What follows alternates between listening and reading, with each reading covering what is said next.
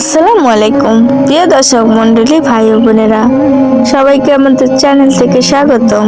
এখন আমি একটি ঘটনা বলবো, যে ঘটনা হয়েছে রাসূল সাল্লাল্লাহু আলাইহি সাল্লামের জীবনে প্রচেষ্টা সমূহ, হত্যার প্রচেষ্টা সমূহ।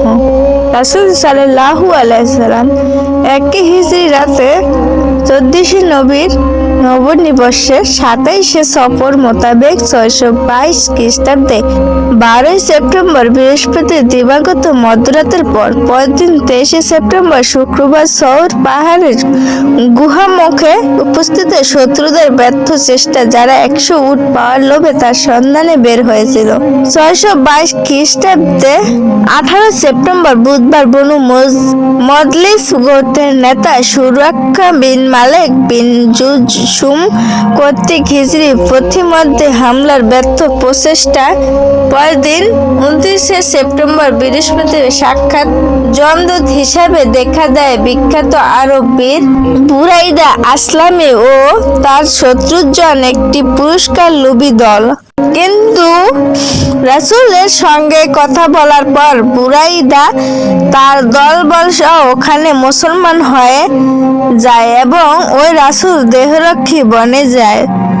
2 হিজরি 17 রমজানে সংঘটিত বদর যুদ্ধে কয়েকদিন পর মক্কার নেতা সাফওয়ান বিন উমাইয়া কুফরা পরামর্শে দুষ্টমতি উমাইয়া বিন ওহাব আল জামজি দিব্য বিষ মিশ্রিত তার তরবারি নিয়ে মদিনায় আগমন করেন। কিন্তু রাসূল সাল্লাল্লাহু আলাইহি ওয়াসাল্লাম তাকে কাছে ডেকে নিয়ে মক্কায় বসে সাফওয়ান ও তাদের মধ্যমান গোপন পরামর্শ এবং তার হত্যার পরিকল্পনার কথা ফাঁস করে দেন। এতে সে হতবাক হয়ে আত্মসমর্পণ করে মুসলমান হয়ে যায়। পরে মক্কায় ফিরে গিয়ে তার দাওয়াতে বহু লোক ইসলামে দাখিল হয়। 4 হিজরি রবিউল আউয়াল মোতাবেক 625 খ্রিস্টাব্দে আগস্ট মাসে পূর্বে সন্ধি চুক্তি অনুযায়ী রক্তমূল্য সংগ্রহ উদ্দেশ্য রাসূল সাল্লাল্লাহু আলাইহি ওয়াসাল্লাম বনু নাজিরের ইহুদিদের কাছে এসে বলে প্রদানের ওয়াদা দিয়ে তাকে বসিয়ে রেখে দেওয়ালের ওপর থেকে বড় পাথর ফেলে বসিয়ে তাকে হত্যার ষড়যন্ত্র করে। কিন্তু ওহীর মাধ্যমে জানতে পেরে রাসূল সাল্লাল্লাহু আলাইহি ওয়াসাল্লাম সেখান থেকে দ্রুত ফিরে আসেন। 6 হিজরি মুহররম মাসে ইয়ামারার হানিফের গোত্রের নেতা সুমাহা বিন আসাল হানাফি ইমাম নেতা মুসাইল মাহার নির্দেশ রাসূলের হত্যা করার জন্য ছদ্মবেশে মদিনায় আসছিল। কিন্তু প্রতিমধ্যে সে মুহাম্মদ বিন মাসলামার সেনাদলের হাতে ধরা পড়ে যায়। মদিনা আনার পর 3 দিন মসজিদে নববীতে তাকে বেঁধে রাখা হয়। তারপর তাকে মুক্তি দিলেন। মুসলমান হয়ে মক্কা উমরা করতে যায় এবং তা ইসলামের পক্ষে গুরুত্বপূর্ণ ভূমিকা পালন করে। 6 হিজরি রমজান মাসে বনু ফাজারা গোত্রের একটি শাখা নেত্রী উম্মে কুরফা রাসূলকে হত্যা করার ষড়যন্ত্র করে। সেখানে এজন্য 30 জন সরস্ত ব্যক্তির নিয়োগ করেন, কিন্তু তারা আবু বকর অথবা যায়েদ বিন সারজাহার সেনাদলের হাতে গ্রেপ্তার হয়ে নিহত হয়। 7 হিজরি মুহররম মাসের খয়রব বিজয়ের পর সেখানে তারা পূর্ব পরিচিত ইহুদি নেতা সালাম বিন মুশকিমের স্ত্রী জয়নব বিনতুল হারেস রাসূলকে হাদিয়া দেওয়ার জন্য তার প্রিয় খাদ্য বকরি বুনা প্রাণ বিষ মিশ্রিত করে নিয়ে আসে। রাসূল সাল্লাল্লাহু আলাইহি ওয়াসাল্লাম তার চিরবার না খেয়ে ফেলে দেন। এভাবে আল্লাহর রহমতে তিনি বেঁচে যান। 7 হিজরি রবিউল আউয়াল মাসে জাতুর রেখা যুদ্ধ থেকে ফিরে পরে বিশ্রাম স্থলে একটি গাছে ঝুলানো রাসূলের তরবারি হাতে নিয়ে গাওরাস ইবনুল হাজেক নামক জৈনিক বেদুইন রাসূলকে হুমকি দিয়ে বলে, এবার তোমাকে কে রক্ষা করবে? রাসূল সাল্লাল্লাহু আলাইহি ওয়াসাল্লাম দৃঢ়কণ্ঠে বলেন, আল্লাহ। তখন তরবারি খানা তার হাত থেকে পড়ে যায় এবং পরে সে মুসলমান হয়ে যায়। 8 হিজরি 17 রমজান মক্কা বিজয়ের পর কাবা গৃহ কাবাগিরহ তফলাকে হাজাইল বিন উমাইর রাসূলকে হত্যা করার জন্য নিকটবর্তী হয়। রাসূল সাল্লাল্লাহু আলাইহি ওয়াসাল্লাম তাকে তার কুম তলেবের কথা ফাঁস করে দিলে মুসলমান হয়ে যায়।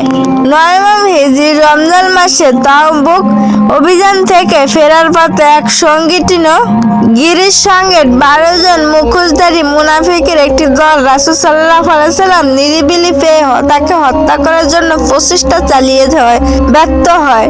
10 হিজরি সনে বনু আমের বিন সাসা আজর প্রতিনিধি দলের নেতা আমের বিন তোফালের ও আরবাদা বিন কায়েস রাসূল সাল্লাল্লাহু আলাইহি ওয়াসাল্লামকে মদিনা মসজিদে নববীতে হত্যার প্রচেষ্টা চালায়, কিন্তু বারবার চেষ্টা করে তরবারি কোষ হতে বের না হওয়া তার ব্যর্থ হয়। রাসূল সাল্লাল্লাহু আলাইহি ওয়াসাল্লাম বদর আয় মদিনা থেকে ফেরার পর তাকে প্রথম জন হঠাৎ গাড়ে ফোড়ায় উঠে এবং দ্বিতীয় জন বজ্রঘাতে নিহত হয়।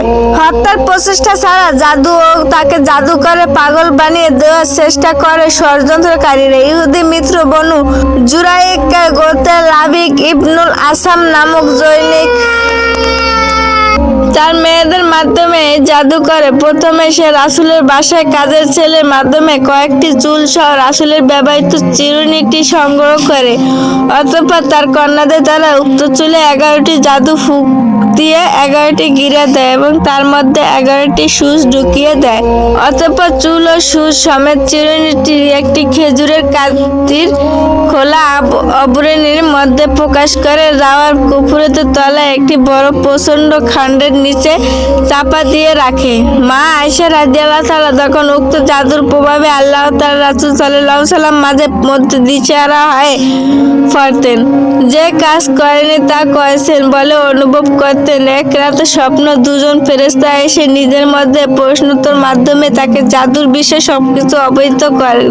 ফলে পরদিন আলী, জুবায়ের ও আম্মার ইবনে ইয়াসির সহ একদল সাহাবী গিয়ে উক্ত কুয়া হেসে পাথরের নিচে থেকে যে খেজুরের কাদির খোসা সহ চিরুনিটি বের করে নিয়ে আনেন। ওই সময় সূরা ফালাক ও নাজিল হয়। রাসূল সাল্লাল্লাহু আলাইহি ওয়াসাল্লাম ওই 2 সূরার 11টি আয়াতে প্রতিটি পাঠ করে একটি গিরা খুলতে থাকেন। অবশেষে সেই গিরা সব খুলে তিনি স্থিরভাবে লাভ করেন। লোকেরা ওই ব্যক্তির হত্যা করতে চাইলেন। রাসূল সাল্লাল্লাহু আলাইহি ওয়াসাল্লাম নির্দেশ করে বললেন, আল্লাহ আমাকে রোগ মুক্ত করেছেন, এটাই যথেষ্ট। লোকেদের মধ্যে মন্দ ছড়িয়ে পড়ুক, এটা আমি চাই না।